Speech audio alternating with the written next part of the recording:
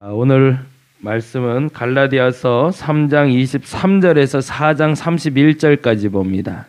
조금 긴 본문이지만 우리 같이 천천히 한번 읽어보도록 하겠습니다. 23절부터 4장 31절까지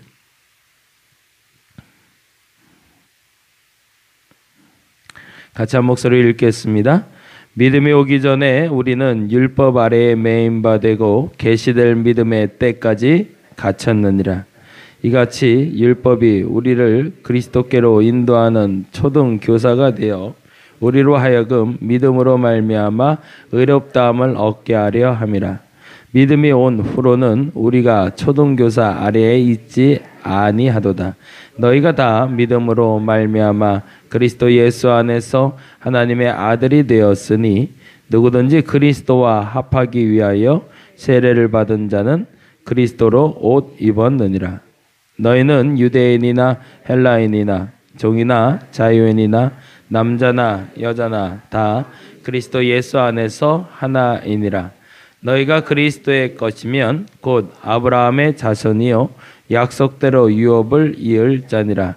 내가 또 말하노니 유업을 이을 자가 모든 것이 주인이나 어렸을 동안에는 종과 다름이 없어서 그 아버지가 정한 때까지 후견인과 청지기 아래에 있나니 이와 같이 우리도 어렸을 때에 이 세상의 초등 학문 아래에 있어서 종노릇하였더니 때가 참에 하나님이 그 아들을 보내사 여자에게서 나게 하시고 율법 아래에서 나게 하신 것은 율법 아래에 있는 자들을 속량하시고 우리로 아들의 명분을 얻게 하려 하심이라. 너희가 아들이므로 하나님이 그 아들의 영을 우리 마음 가운데 보내사 아빠 아버지가 부르게 하셨느니라. 그러므로 내가 이후로는 종이 아니요 아들이니 아들이면 하나님으로 말미암아 유업을 받을 자니라. 그러나 너희가 그때에는 하나님을 알지 못하여 본질상 하나님이 아닌 자들의 종노릇하였더니 이제는 너희가 하나님을 알 뿐 아니라 더욱이 하나님이 아신 바 되었거늘 어찌하여 다시 악하고 천박한 초등학문으로 돌아가서 다시 그들에게 종노릇하려 하느냐. 너희가 날과 달과 절기와 해를 삼가 지키니 내가 너희를 위하여 수고한 것이 헛될까 두려워하노라. 형제들아, 내가 너희와 같이 되었은즉 너희도 나와 같이 되기를 구하노라. 너희가 내게 해롭게 하지 아니하였느니라. 내가 처음에 육체의 약함으로 말미암아 너희에게 복음을 전한 것을 너희가 아는 바라. 너희를 시험하는 것이 내 육체에 있으되 이것을 너희가 없인 여기지도 아니하며 버리지도 아니하고 오직 나를 하나님의 천사같이 또는 그리스도 예수와 같이 영접하였도다. 너희의 복이 지금 어디 있느냐? 내가 너희에게 증언하노니 너희가 할 수만 있었더라면 너희의 눈이라도 빼어 나에게 주었으리라. 그런즉 내가 너희에게 참된 말을 함으로 원수가 되었느냐? 그들이 너희에게 대하여 열심내는 것은 좋은 뜻이 아니요 오직 너희를 이간시켜 너희로 그들에 대하여 열심을 내게 하려 함이라. 좋은 일에 대하여 열심으로 사모함을 받음은 내가 너희를 대하였을 뿐 아니라 언제든지 좋으니라. 나의 자녀들아, 너희 속에 그리스도의 형상을 이루기까지 다시 너희를 위하여 해산하는 수고를 하노니 내가 이제라도 너희와 함께 있어 내 언성을 높이려 함은 너희에게 대하여 의욕이 있음이라. 내게 말하라. 율법 아래에 있는 자들아, 율법을 듣지 못하였느냐? 기록된 바 두 아들이 있으니 하나는 여종에게서 하나는 자유 있는 여자에게서 났다 하였으며 여종에게서는 육체를 따라 났고 자유 있는 여자에게서는 약속으로 말미암음이니라. 이것은 비유니 이 여자들은 두 언약이라. 하나는 시내산으로부터 종을 낳은 자니 곧 하갈이라. 이 하갈은 아라비아에 있는 시내산으로서 지금 있는 예루살렘과 같은 곳이니 그가 그 자녀들과 더불어 종노릇하고 오직 위에 있는 예루살렘은 자유자니 곧 우리 어머니라. 기록된 바 잉태하지 못한 자여 즐거워하라. 산고를 모르는 자여 소리질러 외치라. 이는 홀로 사는 자의 자녀가 남편 있는 자의 자녀보다 많음이라 하였으니 형제들아 너희는 이삭과 같이 약속의 자녀라. 그러나 그때에 육체를 따라 난 자가 성령을 따라 난 자를 박해한 것 같이 이제도 그러하도다. 그러나 성경이 무엇을 말하느냐? 여종과 그 아들을 내쫓으라. 여종의 아들이 자유 있는 여자의 아들과 더불어 유업을 얻지 못하리라 하였느니라. 그런즉 형제들아 우리는 여종의 자녀가 아니요 자유 있는 여자의 자녀니라. 아멘. 아멘. 사실은 5장 1절까지 봐야 이게 딱 끝나는데요. 장절이 이제 뭐 제가 감히 성경의 장절을 나눠놓은 거를 뭐라 할 수는 없지만 얘기는 사실은 3장 23절에서 4장 7절까지가 한 단락이 되고요. 왜 이렇게 잘라놨나 모르겠어요. 장을. 3장 22절까지가 한 장이 원래 내용이 끝나는 겁니다. 그러니까 한 장이 끝난다는 표현이 아니라 내용은 3장 22절로 하나가 끝나고요. 23절부터 4장 7절까지 한 내용이 또 연결이 되고요. 그 내용과 부가돼서 8절부터 20절까지 얘기가 되고요. 21절부터 5장 1절까지가 한 이야기가 됩니다. 그렇게 원래 나눠서 읽어야 되는 게 맞는데 어떻게 하다 보니까 이게 우리랑 내용이 좀 다른가? 예, 뭐 번역할 때 영어로 번역하면 좀 다를 수도 있을 수 있겠다는 생각은 들지만 어찌됐든 23절부터 4장 7절까지 얘기는 옛날에 우리 몽학 선생 얘기, 예, 몽학 선생이라 했던 그걸 이제 여기서는 초등학문이라고 표현을 하고 있습니다. 유대인들 저쪽 나라, 우리나라 말고 그쪽 나라 사람들에게는 그 초등학문을 가르치는 선생들, 가정교사들이 있었습니다. 이 가정교사들은 좀 월등한 사람이 가정교사를 하는 게 아니라 이게 참 조심스러운 표현인데 종들 중에 조금 머리가 뛰어난 종을 데리고 자신 아이에게 예절과 그리고 학문을 가르치게 했습니다. 그래서 가장 기본적인 것을 그 종이 그 아이에게 가정교사로 직접 가르쳐서 아이의 예절이 그리고 아이의 학문이 기초를 갖출 수 있는 기준을 만들어줬어요. 그러니까 말은 종이지만 아이에게는 선생이잖아요.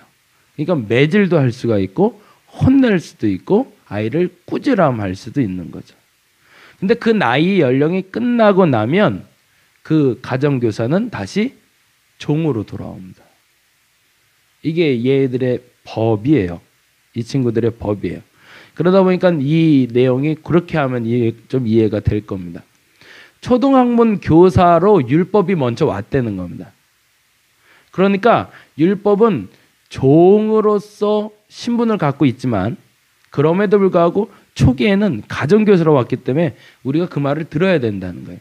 왜? 우리는 모르니까. 그래서 그 율법을 잘 따라야 되고 율법이 혼나는 대로 혼나기도 해야 되고 율법이 나를 뭐라고 징계를 하면 그 징계도 맞을 준비가 되어 있어야 된다는 겁니다. 왜요? 우리는 아직 열이기 때문에. 그러나 이제는 그 율법이 끝나고 보다 정확히 말하면 그 초등학문을 배울 시기가 끝나고 은혜의 법이 들어왔는데도 그 종의 자녀처럼 그 종의 학생처럼 행동하는 거 그 문제 있는 거 아니냐라는 얘기입니다. 그 얘기가 이 3장 23절부터 4장 7절까지 얘기해요. 그동안은 너희가 초등학문을 배워야 하는 시기이기 때문에 율법에 순종하며 나아갔지만 그러나 이제는 그 율법이 끝나고 이제는 은혜의 법이 와서 그 은혜의 법으로 살아갈 수 있는 기준을 만들어줬는데 왜 너희는 지금도 이렇게 살고 있느냐. 그 얘기에 대해서 좀 더 구체적으로 설명하는 게 바로 8절부터 20절까지인데 그중에 이런 얘기가 있어요. 14절 말씀 봅니다. 14절 말씀 같이 한번 읽어보겠습니다. 14절 너희를 시험하는 것이 내 육체에 있으되 이것을 너희가 업신여기지 아니하고 버리지도 아니하고 오직 나를 하나님의 천사같이 또는 그리스도 예수와 같이 영접하였다. 참 재미난 표현을 하는데 너희를 시험하는 것이 내 육체에 있대요. 너희가 시험받고 너희가 연단받고 너희가 성숙하는 기준이 어떻게 하다 보니까 나한테 있구나. 야, 이거 큰일 났다. 어떡하지? 라고 얘기하면서 하는 얘기가, 첫째는 나를 처음 만날 때 너희가 하나님의 천사같이 마치, 굉장히 조심스러운 표현이지만 예수님을 만난 것 같이 나를 만났구나 라고 얘기하는 거예요. 엊그제 며칠 전에 우리 윤건사님하고 얘기하다 그 얘기 했는데, 구성교회가 요번에 새롭게 이제 건물을 매각하고 새롭게 이제 건물을 하나 얻어서 이제 예배를 드리는데, 고민 끝에 좋은 담임 목사님 한 분을 모셨대요. 말씀이 너무너무 좋다고 장로님들과 성도들이 너무너무 좋아한대요. 그래서 세상에 이렇게 말씀 좋은 분이 왔다고 막 좋아하는데, 우리 윤건사님이 그랬대요. 조심해 그랬대요. 그 말 정답이세요. 처음에 너무 이렇게 확 떴다가 나중에 실수하면 어떡해요. 그렇죠? 사람은 끝까지 봐야 되는데, 근데 좋은 건 어떻게 해요? 처음에 봤는데 너무 좋은 건 너무 좋다고 말해야죠. 사도 바울을 만났을 때가 그랬던 것 같아요. 사도 바울을 만나니까 마치 예수를 만난 것 같고 하나님의 천사를 본 것 같고. 왜요? 은혜의 법을 가져왔으니까. 그동안 율법에 매여 있었는데 뭔가 신세계가 열린 거거든요. 아까 말씀드린 것처럼 똑같은 월요일이 시작된 게 아닙니다. 새날이 열린 거예요. 새날이. 똑같이 시간이 가서 똑같이 월요일이 시작됐지만 오늘의 월요일은 주 안에서 시작되는 새날이다. 이게 저와 여러분의 믿음이 돼야 됩니다. 제가 찬송을 부를 때마다 습관적으로 하는 게 하나가 있어요. 그래서 한번 같이 불러서 여러분 아실지도 모르지만 모르는 분들이 있을 것 같아서 1절, 2절, 3절, 4절을 불러요. 근데 사람들이 보통요 1절 부를 때 열심히 불러요. 2절까지는 괜찮아요. 근데 3절부터 떨어지기 시작해요. 힘도 떨어지고 음도 떨어져요.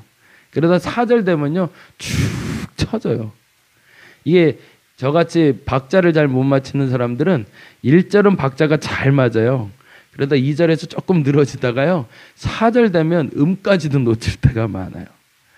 그래서 제가 항상 유념하고 하는 게 있습니다. 뭐냐면 4절을 1절 같이 부르자. 그걸 머릿속에 넣어놓고 불러요. 근데 신앙생활도 똑같더라고요. 1절 부를 때처럼 신나기 시작해요. 너무너무 행복해서 찬양 첫 소절을 딱 스타트를 하는데 중간쯤 가면 왠지 모르게 똑같은 것 같으니까 지치기 시작해요.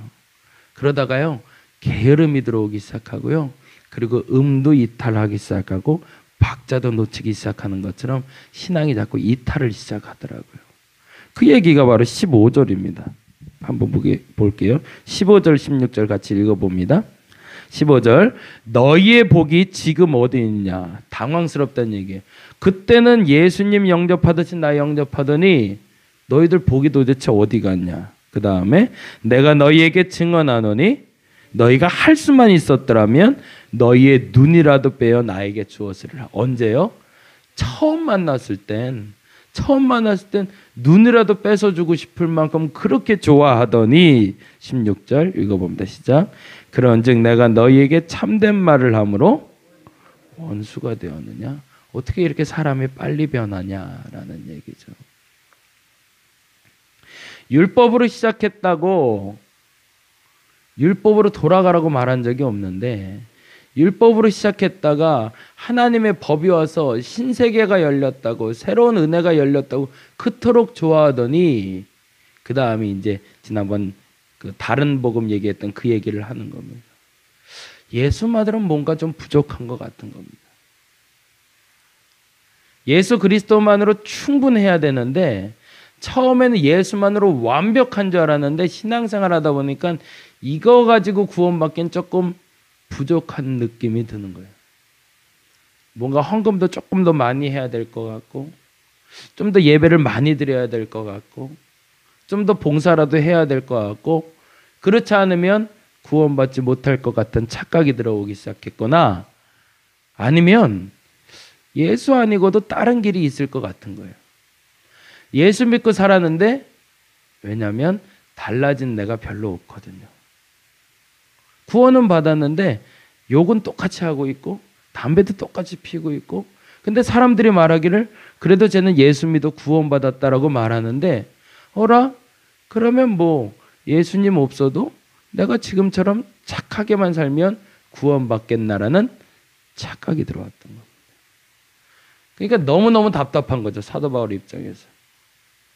내가 전한 건 오직 예수 그리스도로 말미암아 구원받는다는 말을 했음에도 불구하고 너희들이 그 초등학문 중에 있었던 그 율법을 또 갖다 붙이는 이유가 도대체 뭐냐라고 그 답답함을 표현하고 있는 겁니다. 저와 여러분에게 이 사실이 다시 한번 재점검될 수 있는 한 날이 되기를 간절히 바랍니다. 오늘이 때 묻은 한 날이 아니라 새로운 한 날이 될 수 있는 방법은 거기에 있습니다. 제가 엊그제는 아니고 한 2주 전에 차를 몰고 가다가 깜짝 놀란 경험을 했어요. 뭘 했냐면 차에 엔진 오일에 불이 들어오더라고요. 전 그런 적은 한 번도 없었는데 그래서 기름이 떨어진 줄 알았어요. 그러면은 차가 불타잖아요. 그래갖고 깜짝 놀라갖고 운전을 해야 되나 말아야 되나 그러다가 조심히 운전해갖고 깜빡깜빡거리는 걸 그 다음날 바로 아침 카센터에다 맡겼어요. 그때 다행히 엔진 오일은 가득 있대요. 근데 사장님이 그 얘기를 하나 하시는데 그때 제가 회개를 했어요.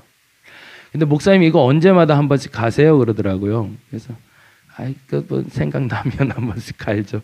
그거 뭐 언제 딱 정해놓고 하나 하겠대. 5만이 규정인 건 아시죠? 그러더라고요. 5만 킬로 다음에 한 번씩 갈아줘야 돼요. 이게 그 엔진 오일이 없다고 그때 갈 게 아니라 5만 킬로 정도 되면 좀 있어도 갈아줘야 돼요, 목사님. 그러더라고요. 아이, 그거 아까운데 그거 조금 더 쓰고 갈면 되지. 그걸 왜 바로 갈아요? 그랬더니 그러면 때가 껴요. 그러더라고요. 엔진 오일을 그 순환 주기가 있는 이유는 그 안에 이물질이 계속 침전돼서 누적되지 않게 하기 위해서랍니다. 근데 이게 조금만 이따 갈지, 조금만 이따 갈지 하면 때가 밑에 이렇게 가라앉는데요. 그리고 또 갈아도 그 때 위에 또 때가 끼고 또 때가 끼고 때가 끼는데 목사님 차는 좀 많이 꼈어요. 그러더라고요. 그래서 이거 하려면요 이때 다 긁어내야 돼요. 지금 엔진을 다 쏟아내고 그 안에 있는 거 다 섞어내서 다시 오일 퍼야 돼요. 아무리 깨끗한 오일 지금 분다고 해도 이거 차 큰일 나요. 이렇게 몰지 마세요. 그러더라고요. 그래서 회개했어요. 우리가 그렇더라고요. 주기를 놓쳐요. 회개해야 될 주기를 놓치고요. 점검해야 될 주기를 놓쳐요. 그러고 나서 스물스물 때가 올라와서 그 때 때문에 폭발할 것 같은 때가 돼야 그때 깜짝 놀라서 회개하는 우리를 보게 됩니다. 예수만으로 충분합니다. 수시로 엔진 오일만 그 시대, 그 때에 따라서 넣어주기만 해도 됩니다. 끊임없이 예수 그리스도로 충분하다는 것을 내 마음에 검증받기만 하면 됩니다. 근데 거기에 뭐가 자꾸 더 필요하다고 여기는 거예요. 아니면 그 순환주기를 자꾸 놓쳐버리는 겁니다. 오늘 다시 한번 점검받으시기 바랍니다. 이게 점검받는 날은 똑같은 월요일이 아니라 새로운 월요일이 될 겁니다. 그러나 이게 점검받지 않으면 오늘은 지난주와 똑같은 월요일입니다. 어찌 보면 지난주보다도 더 안 좋은, 왜냐하면 그때가 아직 껴 있으니까. 저와 여러분이 오늘 새날을 살아갈 수 있기를 간절히 바랍니다. 초등학문으로 돌아가지 마시고 과거로 돌아가지 마시고 예수 외에 또 뭐 다른 것이 필요하다는 착각은 버리시고 오직 예수 그리스도로 새로운 날이 순환될 수 있는 저와 여러분 되기를 간절히 바랍니다. 기도하겠습니다. 주 예수로 만족하며 살아가야 되는데 주 예수로 만족하지 않고 하나가 더 있어야 될 것 같습니다. 꼭 예수님 그리고 누군가 도와주는 사람도 있어야 될 것 같고 돈도 좀 있어야 될 것 같고 아니면 뭔가 좀 채워져야 구원받은 것 같고 새날인 것 같습니다. 착각입니다. 그 착각 버리게 하여 주옵시고 예수 그리스도로 충분함을 알게 하여 주옵소서. 순환주기에 맞춰서 끊임없이 내 신앙이 거듭나는 것, 사도 바울의 말처럼 내가 날마다 죽고 예수로 사는 연습이 끊임없이 반복되게 하여 주옵소서. 오늘 그때를 벗겨내지 않으면 나중에 큰일 납니다. 오늘 그때 벗겨내게 하여 주옵시고 오늘도 회개하게 하시고 오늘도 거듭나게 하시고 오늘도 새로워지게 하여 주시옵소서. 새날이 밝은 줄로 믿습니다. 헛날을 주신 것이 아니라 새날을 주신 줄로 믿습니다. 이 새날을 값지게 살아가게 하여 주시옵소서. 감사합니다. 고마우신 예수님 이름으로 기도드렸습니다. 다 같이 기도하고 돌아가도록 하겠습니다.